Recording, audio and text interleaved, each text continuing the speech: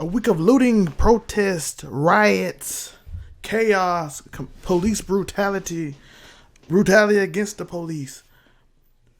We had all this. Protests still gonna go on probably for weeks. I want y'all to be prepared of that. The question we're asking on this podcast is, where do we go next? Fly right past you, been running it up since last year. I've been on my popping me the brand new band, yeah. No drip, just my text, yeah. Them kids sit back, my tab, yeah. Bitch, we lit. We don't need no caption. Bubble up, we bout to bubble up. Bubble up, we bout to bubble up, yeah. Bubble up. Okay, this is the first thing I want to talk about. I am going to give an economic report on this podcast. It will not be on this podcast after this. So, the economic report will be every Monday on YouTube. It will not be on the podcast, but I'm doing it this week because I'm solo this week and I need something to spread the time. So, we're going to do it this week. We had decent economic news. The projections were better than they were supposed to be.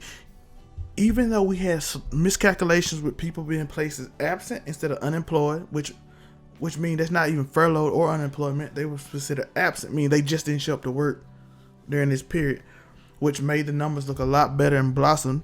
Which this is important because it will go into the next stimulus package, the Heroes Act, the fourth stimulus package, possibly your second stimulus check.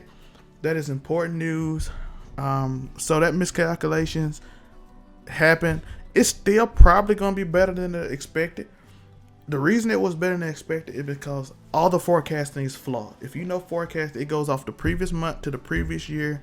Usually by that time, and it's an algorithm to make it work. A whole chart that shows you the thing. I don't have time to really show it on here, but that's what it is. It's literally a chart that shows all the information. You put the last year's statistics, you put this year's.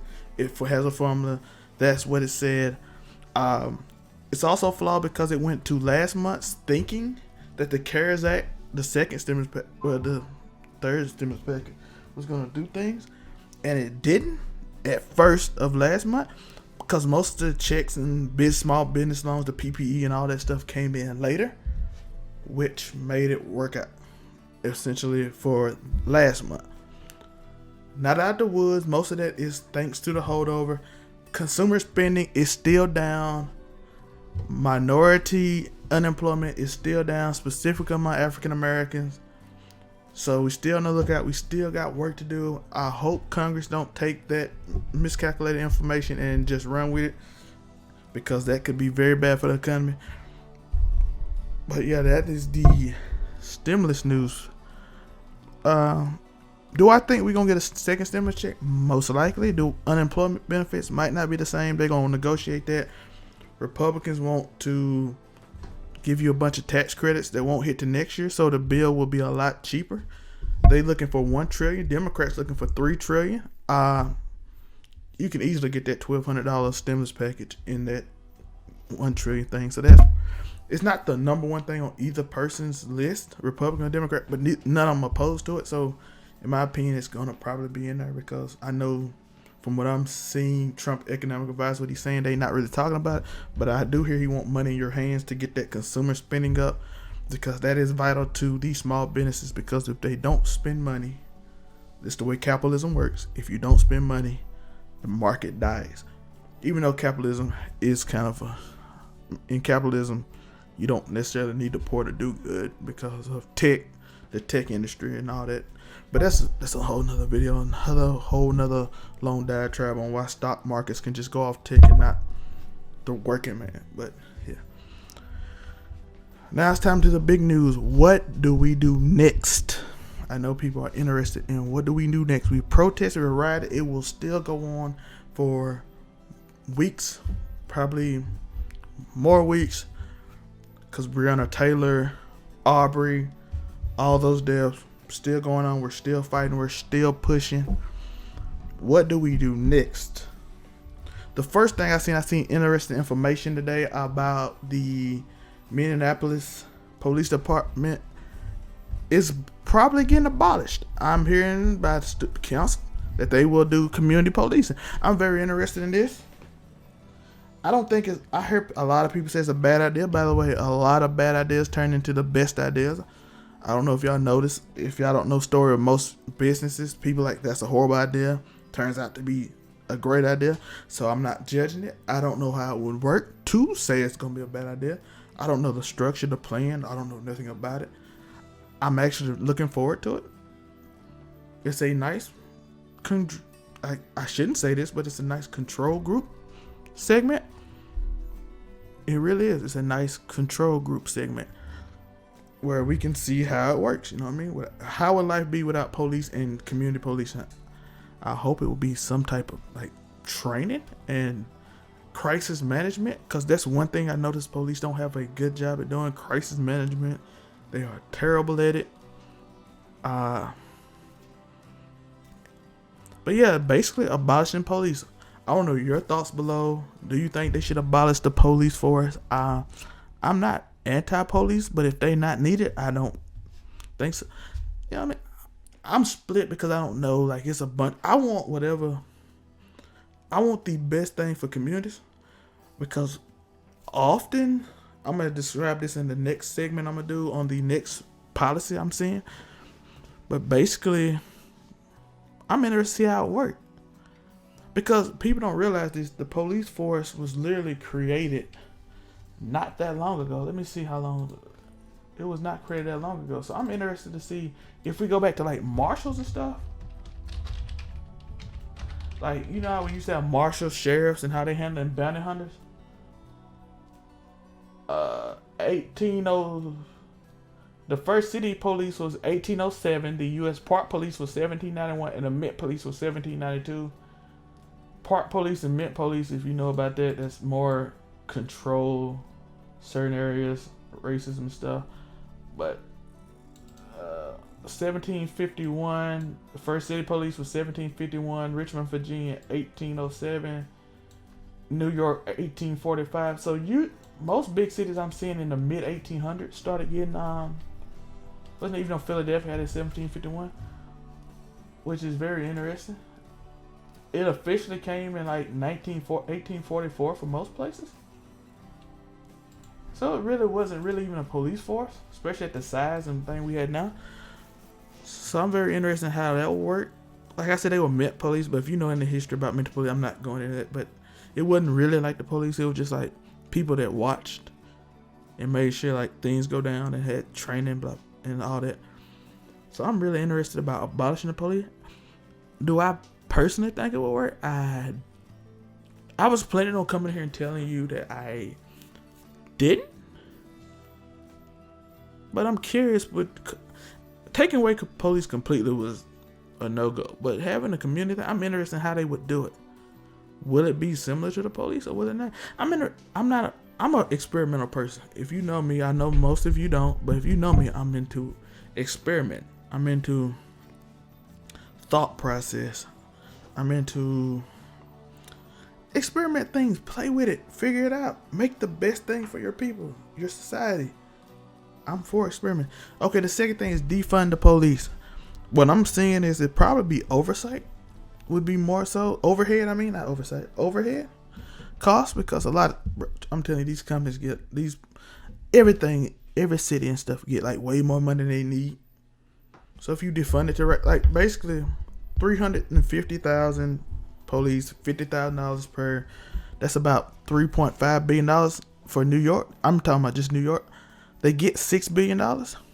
I'm pretty sure they get new equipment every month. They probably don't need it. And the thing is, how do you work it? Do you put it in? You put it toward the community, but you got to be careful, because like Mississippi literally had $94 million given away to like famous people to come through, parties that was meant to go to welfare. So if people stealing the money and it don't go to them, it's pointless anyway. But if you can put it actually into the community and build like better housing, affordable housing, because we know increasing the value, the look of something increases the value, and businesses start coming in. And when businesses start coming in, you basically get more better paying jobs because it's competition. Competition always bring in more better paying jobs. Like economically, that's true. Better paying jobs, better community usually has less crime. It's always less crime in the community. Look at it. Look at poor people crime to rich people crime. Poor people, even though rich people commit crimes, it's usually like I said, usually stealing $94 million from the government, but you have more violent crime from poor people because they're poor, the haves and the have-nots. You got to separate the haves and the have-nots. But yeah, it's gonna be, you define it, you take over the overhead, you put it in the communities. Hopefully, your goal is to establish where the communities actually improve, better education, better funding, less crime in general, less need for the police in general, better paying jobs overall, so the good people can actually get better jobs. In this, by the way, most of this, I am just leaving out like the racist cops because they just need to get out here and they expose themselves, and hopefully they get taken care of. But yeah, you defund them. Probably do something with the police union because no way that guy should have had 18 grievances and murdered someone and they couldn't fire him. That's insane. So you got to learn how to fix that too. But yeah, you increase the only, and it's proven to work. It has proof of concept. That's the thing. It has proof of concept that if you improve communities, there's less crime. You know what the proof of concept is? Gentrification. Gentrification is everything we're saying right now, except they raise the rent so high black people can't stay there and they go into a worse neighborhood. So if you can find a way to get that rent down, do that and get the rent to a reasonable price, we're having amazing. I'll give you an example. Houston. Houston is the 4th biggest city in the country. It is one of the cheapest places to live. Not that many, not much. It's not even, I don't even think I saw it in the top 25 of crime when I was looking at it earlier. I didn't even see it in the top 25 of crime when I was looking at it. And it's like places like Atlanta and Atlanta too, Charlotte. Those are African American communities. Well, Houston is kind of, but those are African American communities that are doing good compared to places like Chicago. A number of crimes violent, 124,000. Yes, it is very. It has high motor vehicle theft and assault, but in terms of like violent crimes, it is very low. It's 10 for every 1,000, which is very good. It does have a lot of people steal cars, but for instance, it's a really good example of affordable housing, big city, not an extremely high homeless rate. You know, I mean, it doesn't have like this extremely high, crazy homeless rate. Even though it's the 4th biggest city, it's gonna have homeless, but it's not like insane. Like LA has an insane homeless rate, but it's a Democratic mayor, Democratic led place. That's good. Atlanta, same thing. Atlanta's more expensive than Houston, but it does great. So, and it's like I said, not very criminally led. Atlanta has probably a little more crime because it's not as cheap. But like if you had again the separation of have and have nots. If the haves usually commit less violent crimes, which is vital.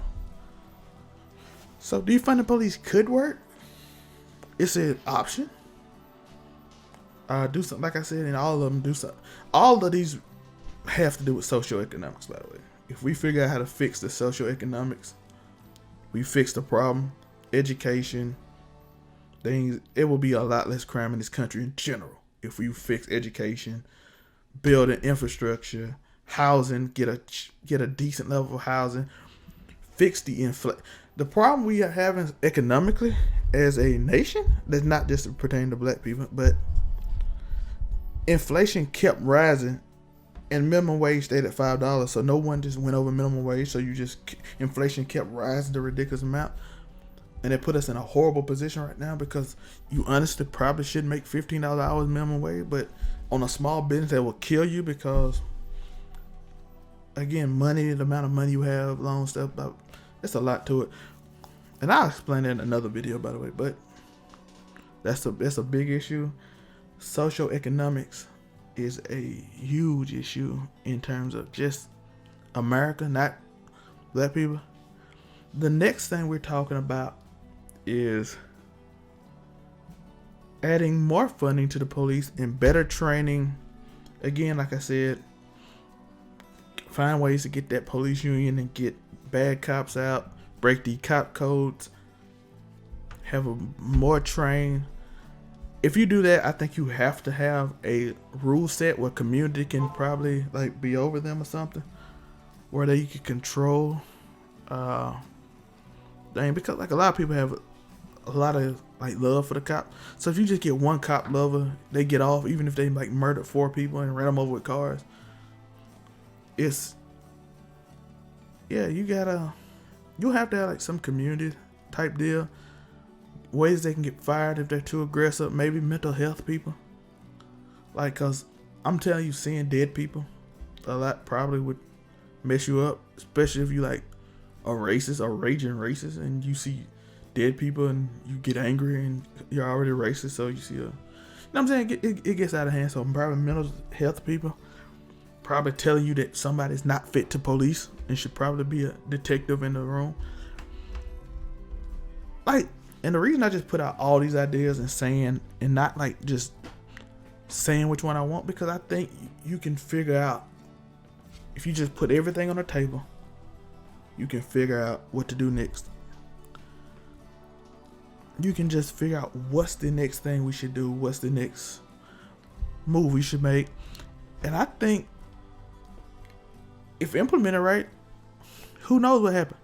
I prefer probably the defunded effort. Just because the abolishment, I don't know exactly what it is. And the funding police, I think we still might be here again in the future. Maybe to a less degree. Just like with the body cam, you probably hear at a less degree than we were when it felt like they were just, every week the police were killing black people. Now it's like, what is it? 19 recorded times they did it. It might be more than that. You don't know what happened. And man, like, it's kind of, I'm telling you, it's kind of crooked out there. But the schedule, what is it? 19 times black person got killed, or 9? It's less, but they still always get off. So you keep making those moves, they still gonna happen. But that's why, like I said, if social economics good, you can erase stereotypes, blah blah blah. You still, like I said, the reason y'all say you still have it though is because, of course, a racist bad apple cop who just, you know what I'm saying, just want to do something, or an authoritative cop who don't like you disobeying them, like, that's still gonna happen. So defunding might be the best, where you can slowly like lower the ranks of police and get better jobs in general. So even the good police officers who might not want to be a police can have better paying jobs too. I mean it's like school teachers make nothing. Police don't get paid, and then they get in this dangerous job, and they feel authoritative because that's the only like way to get off on the world. It's a lot of issues, by the way. We can work through it. We're on a precipice of a change right now, and it can be good. We shouldn't be aligned in just one idea. We should have plenty of ideas and see what's worked, because the danger in going with an idea is how you got the 93 crime bill. People don't, I'm like, you can go look it up. Black people was hip to the idea because crime was heavy in African American neighborhoods in the 90s. And they wanted, like, get these people off the street. They are dangerous for our neighborhood. And it ended up just putting everybody off the street. Like, anybody. Especially when they started doing, like, drug busts. Like, everyone was going to jail. By the way, weed legal in almost every state. So, you can't get, I'm saying, everybody in jail for weed mostly. But, yeah. But you have, like, this big crime wave that we just gung-ho about. Because in society, it's predatorial. In the jungle, it's predatorial. In the jungle, when one predator dies out or leaves, another predator usually takes his place. Let's go over it with the black community, our community. We had slavery. We got it. We good. Black Wall Street, they burn it down. We get Jim Crow. That's a new predator. Not the same as slavery. Different. Okay, we get rid of Jim Crow, segregation. We get systematic racism, heavy policing, stereotypes, where it's not directly racist, but it's a system of racism. Which, by the way, I will make a video on what white privilege is tomorrow. And I have a lot of videos like white privilege. If you're on the YouTube, this will not be on Spotify and stuff. But if you are on Spotify or any podcast site, hit that follow button. I'm happy to have you. Usually I have a guest, but the last 2 weeks I haven't really had a guest. Follow me on, if you're on YouTube, hit that like and subscribe. I thank you. Give your comments below on all the videos. But I thank you for being here. I didn't want to forget that. But yeah, you have predatorial. Then you have systematic racism, in which is not like directly racist, but it's like harbor your opportunities to get down. By the way, systematic racism hurt white people too in a way, because if you're poor, it makes it harder for you to get out. But it's mostly to affect African Americans and people of color. And I'm gonna go over what white privilege is tomorrow. So that'll be very interesting. That'll be only on YouTube, by the way. So join the YouTube. It's gonna be the overall 99 ENT channel. If you're on Spotify or anything else, it'll be the overall 99 ENT, not the Zelmae one. And then after that, I will talk about how Obama was not to blame. Obama didn't have to help the black community. Why? Where I give a macro and micro discussion over that and why he couldn't really. And then we're gonna try to end the week with the why black people don't vote Republican. It'll be very interesting. It will be a very interesting thing going. It'll be very interesting. It's gonna be fun actually. And why? And you're gonna ask why? Because I don't. It's good topics. It's good. It's good for a thought, I should say. Great for a thought. But back to what we do next. For now, we protest. We keep grinding. We keep protesting. We keep fighting the good fight. We keep going out there and figuring out plans. You know what I mean? We planning. The world seems to be on with Black Lives Matter, so we plan. We don't just go with whatever someone told us. We figure it out. We figure out what's the next predator. What's the next? I'm not really calling police predators in a way, but at the same time, it is. It's like systematic racism is the predator, not necessarily the police, but the police violence and police and the prison system is a predatory thing on black people. So it's not just the police. It's like a small bit of everything together is the overall thing, which I will explain in the white privilege video tomorrow. But what's the next thing that might cost us? It could be abolish the police. Could be crime. Could not be crime. Could be something else. Could be ultra gentrification. I don't know what it is.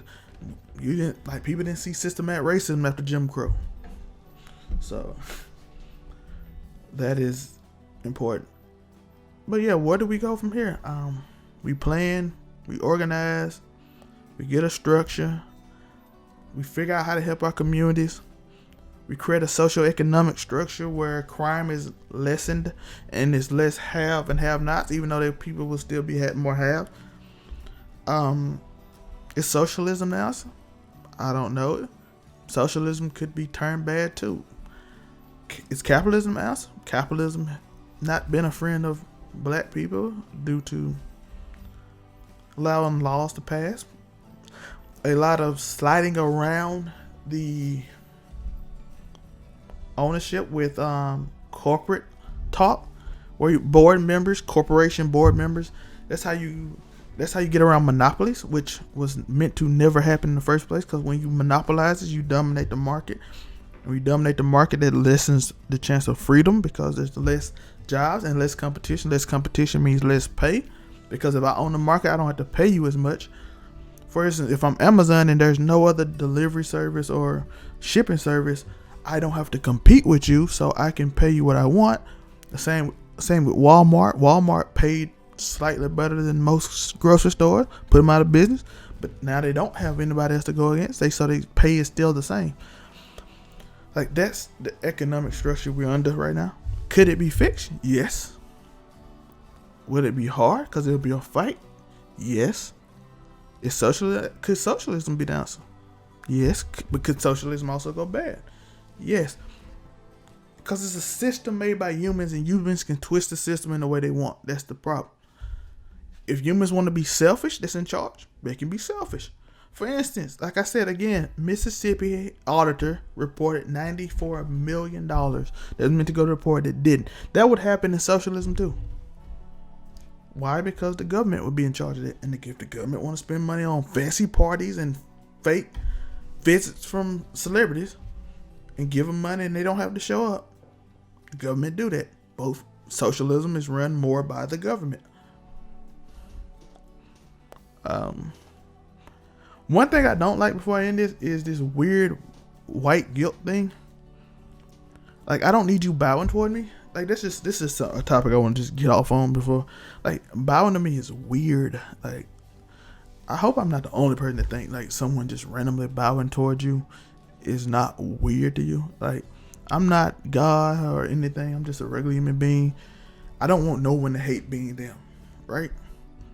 I can be mad at you, but you don't have to hate yourself. That is a weirdness that I don't understand.